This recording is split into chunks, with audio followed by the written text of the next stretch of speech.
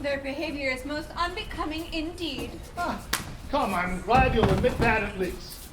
You sneer at their Christmas dinner, mock your nephew to his face, and ridicule his engagement, and yet they drink your health this night.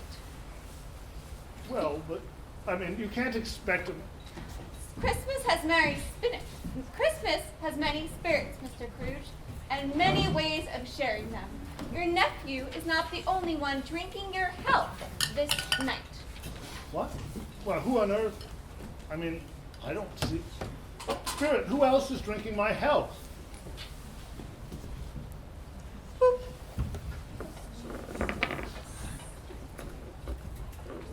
How lucky we are, Martha, that Mr. Gravinsky was so kind as to give you your Christmas Eve off. I'm sure I never would have gotten the dinner ready without your help. I'm so glad we did, Mama. With Papa detained all day at Scrooge and Marley, and you with all the little ones to look after all the day long.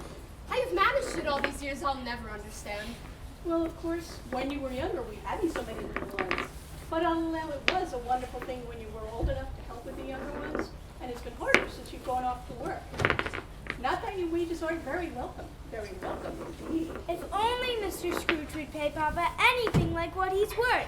He's Mr. Scrooge's only clerk these 7 years now, and more than one person has told me that he all but runs Scrooge and Marley. Why doesn't Papa stand up and insist on what's rightfully his? Oh, it's so easy to say when you're 15 and have the whole world ahead of you. Your Papa never was a man for arguments. And with so many other mouths depending on him, he's not in a position to be making demands. Well, I wish he was. And I wish he was here. I want to eat. I want to eat too. Now shush yourself, all three of you. You know we can't eat until your father gets home and your brother Tim, too. Yes, but why don't they come? I'm hungry. We're all hungry, you impertinent scalawag. But we'll not break bread until your father, fine man that he is, gets here to break it with us. It's Christmas, you know, Peter, and it wouldn't be Christmas without the whole family. Yes, but why don't they come? It's been ever so long. Well, he had to take Tiny Tim to church, and you know that Father always has to work late on Christmas Eve on account he works for Mr. Scrooge. Bah, that miserly skinflint. He's the flintiest skinflint as ever walked. What's Mr. Scrooge? You know Mr. Scrooge is, silly. He's the meanest, nastiest, wickedest boss in the whole world. Now, Peter, that's not nice. But, Mother, he is. All the clerks at Gravency say that he's the most awful man to work for. They said they'd rather go for sailors than work for Mr. Scrooge. True. All true. They've got you there, Emily, my dear. If he isn't the meanest, the nastiest, the wickedest man, I'd hate to see who is. Now hold your tongue, you old rumpot. A fine way to be talking on Christmas. Peter, why don't you do your imitation of Mr. Scrooge? Now, Tim, don't encourage the boy. I want to see his imitation of Mr. Scrooge. I want to see it too. May I, Mama? It is really funny, Mama.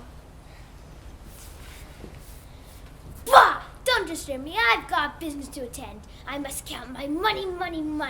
Go away, little boy. I can't talk to little boys like you. Go away. There's deers. Bah! Gad, that's that miser by the life. You've caught it perfectly.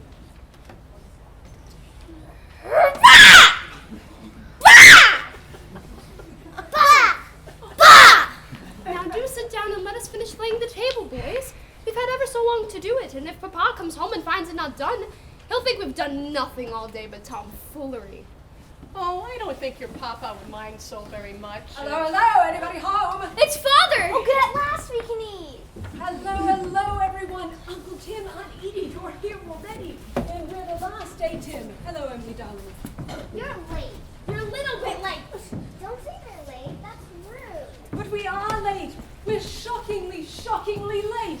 And there's nothing for it but to skip Christmas and try again next year. No. He's just funning with you sillies. He says that every year, as for as long as I can remember. Stuff and nonsense. Bob Cratchit skip Christmas? You'd sooner skip payday. You've been looking forward to Christmas for longer than any of us. And what if I have? Haven't I the best, the brightest, and the bubbliest family in the entire world to share it with? I don't know. All the families in Ontario. You may trust me on that, my darling. You may trust me. And was the service lovely, Bob? Quite lovely, Emily. You know Dr. Daly always outdoes himself with his Christmas sermon. I only wish we could have all been there to hear it together. Well, but since Mr. Scrooge never gives you off before times, even on Christmas Eve, and since Martha and I have had a Christmas dinner to prepare, it couldn't be helped. And with little Tim feeling so poorly this morning, it's just as well, because otherwise he might have missed it entirely. It's true. And how did little Tim behave? As good as gold. Better. He gets thoughtful, you know, sitting by himself so much, and he thinks the strangest things you ever heard. He told me, coming home, that he hoped the people saw him in the church because he was a cripple. And it might be pleasant to them to recall upon Christmas Day who it was made lame beggars walk and blind men see. Oh, Bob? Now, my girl, none of that. It's Christmas. And if we don't have the finest Christmas dinner in all of London, I'll be very much surprised.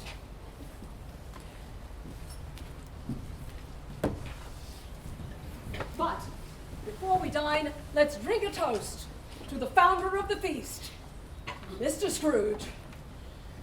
Damn me if I will. Mama, he said dammy. He said dammy. He said dammy. He said dammy. He said dammy. He said, dammy. He's gonna get it. Uncle Tim, the children. Christmas Day. Hold your tongue, you old fool. I wish I had him here. I'd give him a good piece of my mind, and I hope he'd have an appetite for it.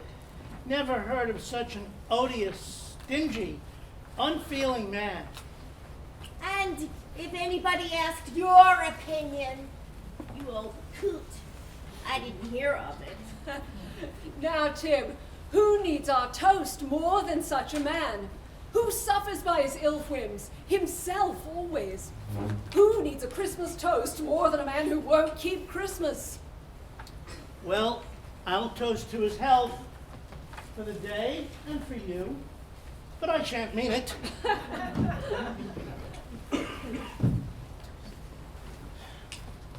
Merry Christmas, Happy New Year, though I'm sure he wouldn't know them if he fell over them. Uncle Tim. Mr. Scrooge. Mr. Scrooge! Now we can eat. No, not quite yet, Peter. There's one thing more before we can do that. The blessing. Right, you are my darling girl. Each year, one of us leads the family in the traditional Christmas blessing. And unless I'm much mistaken, Belinda has led us in it for the past 2 years. But this year, I think there's someone else who's quite ready for it. Me? Lead the blessing? Oh, Father, I couldn't. Oh, nonsense, Timmy. Of course you could. Unless you'd rather not. Oh, no, Auntie Edie. Indeed, I'd rather. Who's more blessed than I am? But I don't think I can remember it all. Daddy can help you, Tim. He always does. Well, maybe. If you promise not to laugh. Oh, we won't laugh. I might. You do, and I'll box your ears. It's Christmas. No one will laugh, Tim. Yeah, I'll start, and you can come in when you're ready.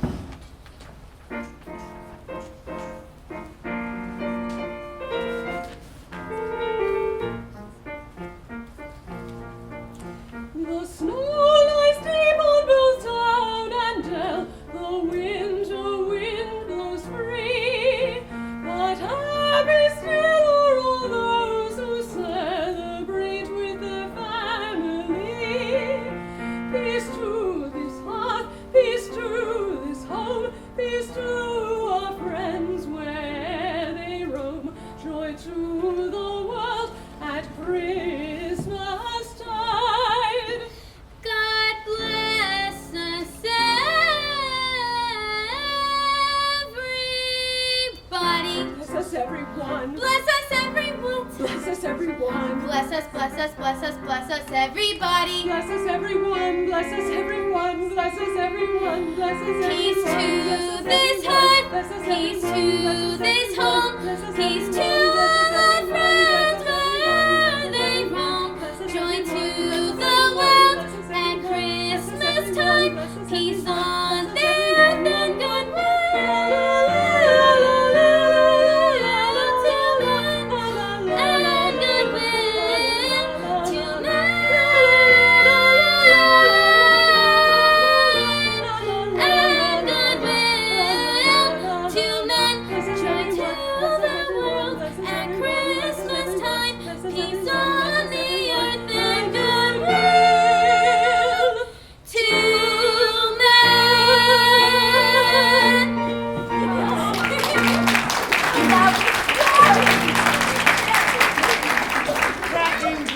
boy. Now we can eat. That we can, my darlings, that we can. My dear, if you will do the honors. Well, mind you, it's not everything it could be. Nonsense, my dear, it will be wonderful. Anything that you can make, that we can eat together is a feast fit for a king. Isn't that right, Peter? Well, Isn't that right, Peter? yes, Daddy. So there now. Now for it.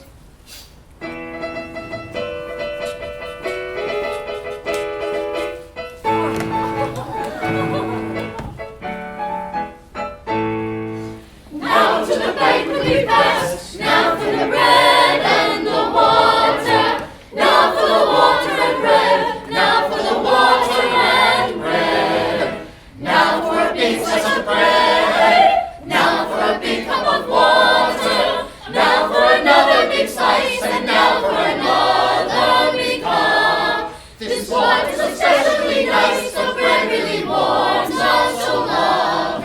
This water's so good, I get one if I could. This bread is so sweet that it's better than meat. This water's so good, I'd skip one if I could. This bread is so sweet that it's better than meat. This water's so good, I'd skip wine if I could, be it white, wine or red. This bread is so sweet that it's better than meat. It's the very best bread. Bread, bread, oh, the very best water. Water, water, oh, the very best water and bread.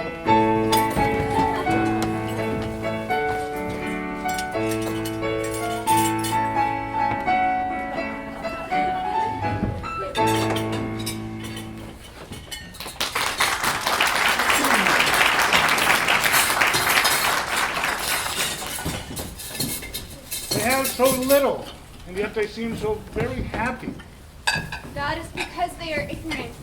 They know so little how little they have that they think they have enough. And having nothing but each other, they think that they have everything.